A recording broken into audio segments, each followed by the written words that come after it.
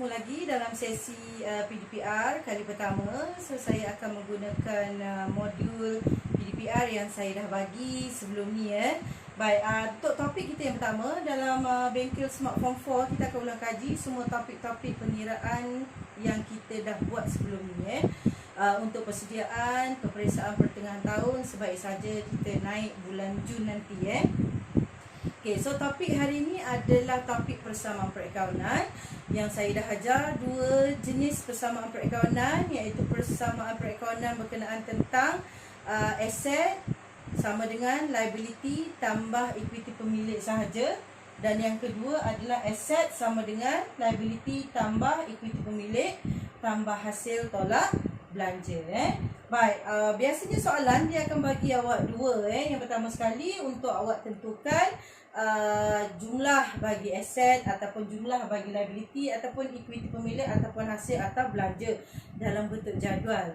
Satu lagi soalan biasanya dia akan pergi kepada kesan urus niaga yang saya kata kita bulat-bulatkan. Yang tu next soalan berikutnya So saya pergi dulu kepada yang nak tentukan jumlah sekiranya dia dah bagi dalam persamaan ni, semua dah bagi kecuali satu saja dia tak bagi, so awak kena cari Okay. Masih lagi mengekalkan kepada persamaan yang kita dah belajar. So awak tengok pada tandanya kalau misalnya soalan tu dia minta kita cari nilai bagi aset, maksudnya kita akan kekalkan dia punya tanda ni. Ni semua akan kekal. Okay. Tapi kalau misalnya kita nak cari adalah geng liability, equity pemilik, hasil ataupun belanja, maka dia punya tanda yang saya bulatkan ni awak kena ubah. Maksudnya kalau sebelum ni dia tambah, kena jadi tolak. Yang tolak akan jadi tambah. Cek yang punya jawapan sama ada betul ataupun tidak. Bila awak dah dapat nilai yang kita nak cari tu, awak cek balik. Contohnya nilai aset ni 100 saya bagi, yang kita nak cari yang awak dah dapat tu liability. Bila awak kumpulkan geng liability ni, masukkan balik dia punya tanda ni, dapat tak 100 nilai yang sama dengan aset? Kalau tak dapat, maksudnya jawapan awak jadi salah. Senang je kalau soalan begini Baik, saya bagi contoh Contoh saya kata saya nak cari aset. Okay. Liability saya kata 100 Equity katakanlah 50. Hasil katakanlah 20. Belanja katakanlah 40. Okay. So saya kata bila yang kita nak cari itu adalah aset, nak kekalkan ke nak ubah dia punya tanda? Yes, kita kena kekalkan dia punya tanda. Maksudnya daripada liability ni awak akan tambah equity pemilik, dengan hasil ni kita akan tambah, dengan belanja kita akan tolak. Okey, jawapan tadi kita dapat setelah kita tambah dan tolak, kita dapat 130. Boleh jelas tak? So maksudnya kalau kita nak cari aset, kekalkan dia punya tanda. Jadi bila awak nak buat dalam bentuk jadual ni, persamaan ni mesti tulis. Sebab apa? Sebab kita nak tengok tanda dia ni. Kalau misalnya nak cari aset, kekalkan tanda yang saya bulatkan. Tapi kalau kita nak cari yang seberang sana, geng dia yang berikutnya, kita akan ubah dia punya tanda. Baik, kita pergi kepada contoh yang kedua. Baik. Okay. Katakanlah saya nak cari geng belah liability ni So saya bagi sini 150 untuk liability, 30 equity yang kita nak cari. Okey, kemudian hasil 50 dan belanja 30. Okey, so bila kita nak cari belah geng liability ni, maksudnya tanda dia kena ubah. So bila ubah maksudnya yang patut tambah jadi tolak, yang tolak akan jadi tambah. Okey, so tadi kita dah dapat 100. Macam mana nak dapat 100? Awak mesti mula daripada aset ni So mesti mula dengan angka aset. So 30 ni dia sebenarnya tanda dia positif So tolak 30. Untuk hasil dia tambah jadi tolak. So tolak 50. Belanja dia patutnya tolak. Kita akan tambahkan dia. Dapatlah beza dia adalah 100. Okey, dapat Yang dua ni senang saja yang sukar tu adalah bila kita nak tengok kesan urus niaga. Okey, tadi kita dah cerita pasal nak mencari nilai yang melibatkan persamaan perekonomian tadi. So yang kedua ni, soalan yang kedua ni kita nak tengok kesan urus niaga, dan dalam kesan ni awak kena sediakan jadual persamaan. Dalam soalan modul yang saya dah bagi tu, saya dah tolong awak binakan jadual persamaan. So dekat situlah awak akan rekod satu persatu. Saya kata dalam modul apa dia, first step untuk kesan urus niaga ni, pertama sekali awak kena bulatkan dua sahaja akaun yang you rasa betul. Dua sahaja akaun kalau angkanya sama. Kalau angka berbeza, dia akan jadi 3 akaun. Dan orang yang ketiga tu adalah ruangan untung bersih.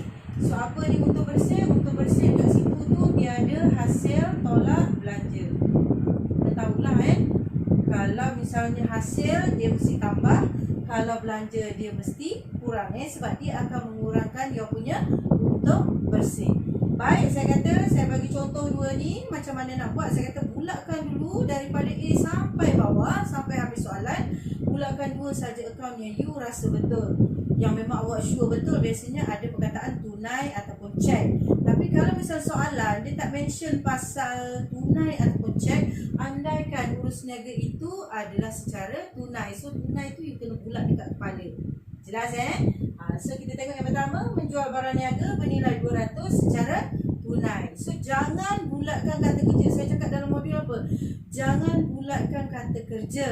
So yang kita akan bulatkan adalah tunai. Satu lagi apa dia? Barang niaga. So barang niaga ni dalam kolom dia apa? Inventory. So tunai dia rumah tunai. So dua saja sebab angkanya sama. Baik, contoh yang kedua, terima cek bernilai 1,500 daripada ahli mundur dan mendapat diskaun sebanyak 50. So nampak tak kat sini ada angka berbeza. So bila ada angka berbeza, dia mesti melibatkan 3 akaun yang you kena bulatkan ataupun yang you kena rekod. So kita tengok dulu. Saya kata ni kata kerja dia. So bulatkan, cek. Next tip dia lagi, kalau misalnya soalan tu ada melibatkan nama pembekal, dia bukan nama individu, nama pembekal. Contohnya kat sini ahli mundur. So itu yang kita akan bulatkan. Okay, so 1, 2. Okay, satu lagi adalah diskaun. Step berikutnya adalah diskaun lah. So 3. Okay, macam mana kita nak rekod? Tengok cek, dia akan masuk ke ruangan bank. Ahli mundur, kita terima cek, kita terima. So keyword ni adalah perkataan terima. So bila terima, dia mesti melibatkan A, B. Kalau kita bayar B, so dia mesti melibatkan A, B, B. Senang je nak ingat istilah baru ni. Terima A, B, T. Kalau bayar A, B, A, B, B. Baik, tu cek yang punya jawapan awak tu. Sebab yang ni dia bahaya sebab bila awak rekod, first kali nilai cek 1,500. Okay, kemudian rekod lepas tu diskaun. Ahli mundur ni kemudian ABT ni paling last kali yang you rekod. Diskaun, kita dapat diskaun. So hasil. So dekat kolom untuk bersih nanti tambah 50. Next, untuk awak rekod dalam ABT, macam mana nak rekod nilai dia? Kita terima 1,500. Kalau misalnya kita tak bagi dia diskaun, berapa sepatutnya hutang ahli mundur kepada kita? So kena tambah. So nilai untuk ABT dia mesti makin bertambah. Maksudnya nilai yang dia bayar ataupun yang kita terima plus dengan diskaun yang kita dapat ataupun yang kita bagi. So itu adalah nilai bagi ABT dan ABB. So last kali untuk kita rekod yang ni. Jelas Okey, lepas saja awak bulatkan semua urus niaga yang dalam modul tu, next adalah kita terus merekod dalam dalam jadual persamaan yang saya dah buatkan.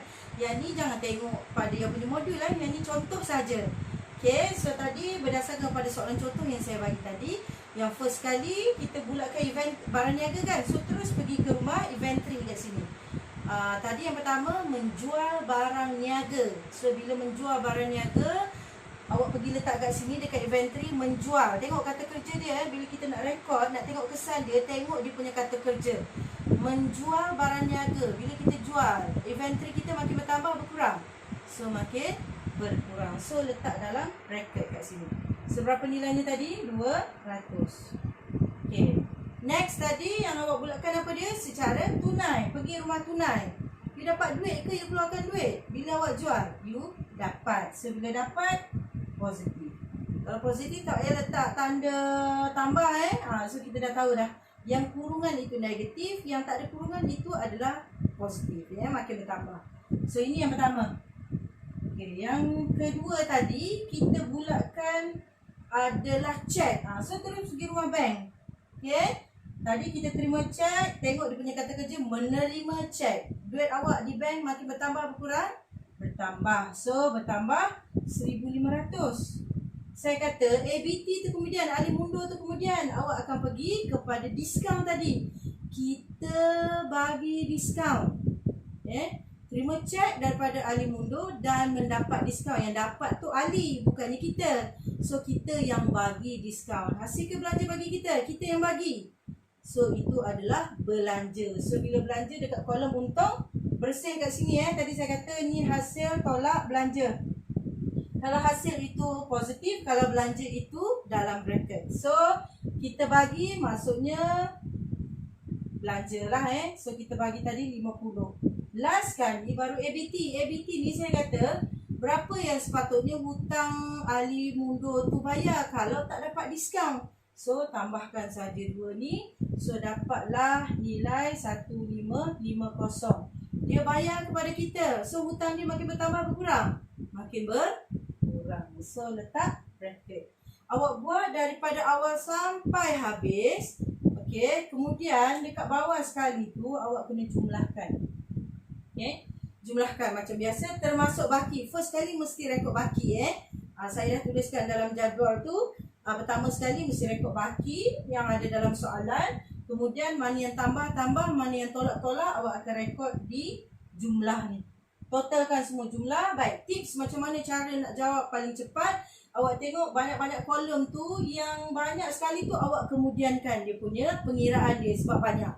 So awak dulukan yang sikit. Contohnya dulukan ABT ke, yang nilai sikit ataupun yang you perlu turunkan sahaja nilai tu. Lagi cepat untuk awak menjawab sebab dalam peperiksaan kita bermain dengan masa.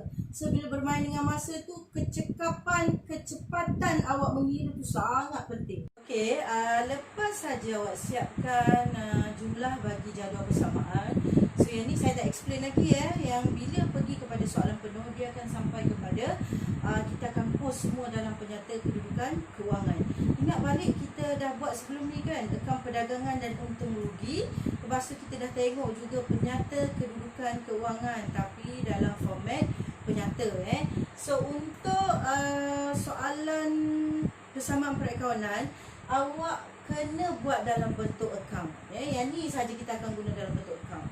Okay, so dalam bentuk akaun saya kata bentuk T lah. Bentuk T belah kanan saya ni adalah debit, geng asset. Belah kiri saya tu adalah kredit. Yang ni adalah geng liability dan equity pemilik. So awak copy saja jumlah daripada jadual persamaan. Katakanlah jumlah bagi tunai awak dapat tadi 100 misalnya. Ni tunai. Katakanlah bank tadi awak dapat 200. Ni awak dah kira sampai bawah jumlah So you masukkan saja. Sebab ni geng paib kan. Tunai, akaun belum terima, bank dan juga inventory So masukkan saja. Ni tunai 100, bank 200. Katakanlah ada soalan aset bukan semasa, kita ada perabot di sana. Perabot katakanlah 1,000, so letak je 1,000. Okey. Modal, tengok modal daripada jadual tu, letak je berapa you dapat modal. Katakanlah dapat 10,000. Okey, untung bersih dekat kolom untung bersih, rekod saja. Yang ni awak rekod saja. Baik. Okey, yang ni daripada jumlah yang ni akan dapat markah free kat sini. Awak post saja jumlah, tak kiralah jawapan awak salah ke betul. Janji you post ke dalam PKK, semua ni you akan dapat markah free. Yang kita panggil dia markah off ni. Off ni sorry. Off ni maksudnya own figure, angka sendiri. Mana kita rujuk dia? Kita rujuk daripada jadual persamaan. Tak kira lah you betul ataupun salah, bila awak pindah saja ke penyata kedudukan kewangan, dia akan dapat markah. So bila jawab soalan persamaan, jangan sampai tak buat penyata kedudukan keuangan. Okay, tadi saya bagi yang bentuk format. Katakanlah ni tujuan peperiksaan hanya digunakan untuk tujuan peperiksaan saja. Katakanlah cikgu, saya lupalah cikgu mana geng aset bukan semasa, mana geng aset semasa, mana equity, mana liability. So satu cara untuk you dapatkan markah, you akan longgokkan dia saja dalam satu rumah. Okay, apa maksud longgok dalam satu rumah? Awak kena ingat dua ni saja. Yang ni rumah aset, yang ni rumah liability tambah equity pemilik. Sebab dia mesti berasingan persamaan dia mesti berasingan macam ni. Jangan terbalik. Maksudnya geng aset ni dia aset bukan semasa ke, dia aset semasa ke, you longgokkan dia dalam satu rumah. Contohnya tadi katakanlah kita ada perabot kan, ditulis ikut susunan. Perabot. Next ada kolom tu tunai. Lepas tu bank. Ni dah bercampur ni dah bercampur antara aset bukan semasa dengan aset semasa. Tak apa, longgokkan je dia. Tak payah jumlahkan. Untuk tujuan peperiksaan PKK tak payah jumlahkan. Awak tinggal je terus pergi kepada soalan lain. Okey, yang belah liability equity pemilik ni pun sama. Dia tak kisah kedudukan dia, campur saja. Katakanlah kita ada tadi modal kan, dia tulis modal. Letak je berapa. Untuk bersih, masuk dekat sini untuk bersih. Lepas tu kita ada apa? ABB, masuk je. Tak payah jumlahkan, satu geng aja, longgokkan je, semua dapat markah. Okay, so kat sini awak dah tahu macam mana kita nak collect markah free. Dia memang awak akan salah di bahagian jadual, tapi you akan dapat markah off tu dekat sini. Markah off, kalau markah penuhnya 2, you dapat 1. Kalau markah ada 1, awak dapat setengah. Tak bolehlah nak sama dengan orang yang betul, yang memang dia dah bagus kategorikan ikut rumah. Sebab ni kita longgokkan dia satu rumah, tapi you still lagi dapat markah. Dia bukan markah penuh, tapi you dapat markah free. Disebabkan effort awak tu menjumlahkan. Dengan syarat awak mesti jumlahkan jadual persamaan tu, bahagian jumlah. Dan jumlah itulah yang you akan forward dalam PKK. Kalau angka tu salah, dia tak dapat markah. Kalau angka tu lain daripada jadual persamaan, dia tak dapat markah. So mesti dapat. Stop. Itu saja cara menjawab bagi soalan persamaan. Tadi kita dah buat yang jenis cari nilai. Kemudian awak dah pergi kepada nak bina jadual persamaan. Last kali mesti post jumlah dalam jadual persamaan tu dalam penyata kedudukan kewangan dalam bentuk T. Ikutlah pada awak. Awak nak kalau awak mahir dalam merumahkan dia masuk ikut geng, awak boleh masukkan ikut geng. Ataupun awak memang susah nak ingat mana geng dia, awak letak aje lah, ni geng aset, yang ni geng liability tambah equity pemilik. Okey, itu saja untuk bengkel smartphone 4 hari ni. Kita balik semula ke Gmeet kita. Sekian, terima kasih.